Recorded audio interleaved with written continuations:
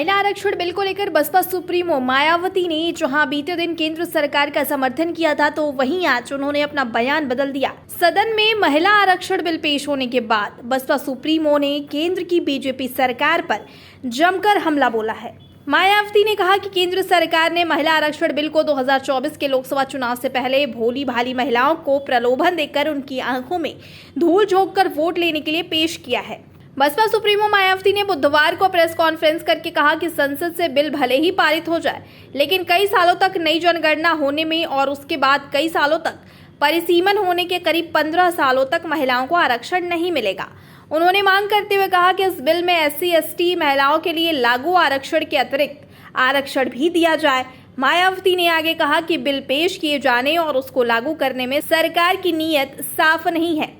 कांग्रेस और अन्य पार्टी भी बीजेपी के साथ आ गई हैं। इससे साफ प्रतीत होता है कि उनकी महिलाओं के आरक्षण से कोई नहीं, बल्कि आगामी चुनाव में उन्हें बहलाकर उनका वोट लेने से लगाव है।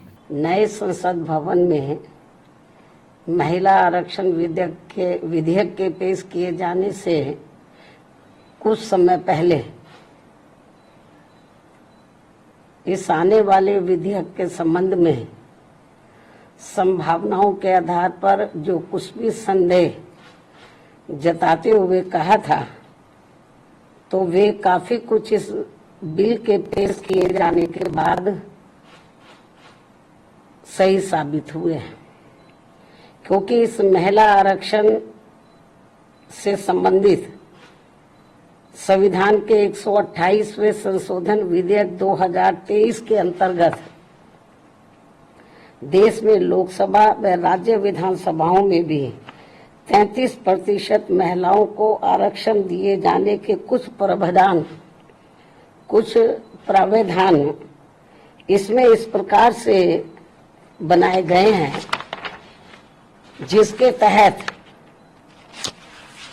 अगले काफी वर्षों तक, अर्थात लगभग 15-16 वर्षों तक,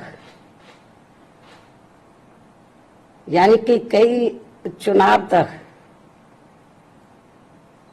देश की महिलाओं को ये आरक्षण प्राप्त नहीं हो पाएगा। और इस विधेयक में ऐसे जो प्रावधान रखे गए हैं, तो उनका मैं यहाँ उल्लेख करना बहुत जरूरी समझती हूँ। और इस संशोधन विधेयक के तहत इस महिला आरक्षण विधेयक के पास होने के बाद पहले पूरे देश में जनगणना कराई जाएगी।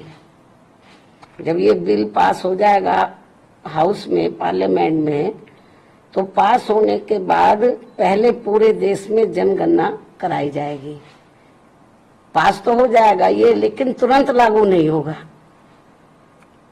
और पास होने के बाद पहले पूरे देश में जनगणना कराई जाएगी। और जब ये जनगणना पूरी हो जाएगी, तो तब उसके पश्चात ही पूरे देश में लोकसभा तथा राज्य विधानसभाओं का परिसीमन पुनः कराया जाएगा। इसके बाद फिर परिसीमन होगा, सीटों का कराया जाएगा। और उसके बाद ही तब ये महिला आरक्षण संबंधी संशोधन विधेयक लागू होगा। पिछली जनगणना सन 2011 में प्रकाशित हुई थी, जिसके पश्चात आज तक पुनः जनगणना नहीं हो सकी है। ऐसी स्थिति में संविधान संशोधन के तहत इस नई जनगणना में, जिसमें अनेकों वर्ष लग जाएंगे, तो तब फिर उसके बाद ही पूरे देश में परिसीमन का कार्य शुरू किया जाएगा, जिसमें भी अनेकों वर्ष लग जाएंगे। और इस परिसीमन के पश्चात ही तब फिर ये महिला आरक्षण विधेयक लागू होगा। जबकि 128वें संशोधन विधेयक की सीमा ही 15 वर्ष रखी गई है। इस प्रकार से ये स्पष्ट है कि ये संशोधन विधेयक वास्तव में महिलाओं को आरक्षण देने की साफ नीयत से नहीं लाया गया है, बल्कि आने वाली विधानसभाओं तथा लोकसभा के चुनावों में देश की भोली भाली महिलाओं को ये प्रलोभन देकर व उनकी आंखों में धूल झोंककर उनका वोट हासिल करने की नीयत से ही लाया गया है। इसके सिवाय कुछ भी नहीं है। जैसा कि इसमें कंडीशंस रखी गई हैं, इसको लागू करने से पहले जो शर्तें रखी गई हैं, और यदि ऐसा नहीं है, ये कहते हैं ऐसा नहीं है, और यदि ऐसा नहीं है तो फिर हमारी पार्टी सरकार से ये भी अनुरोध करती है कि सरकार इस विधेयक में से या तो इन दोनों प्रावधानों को निकाले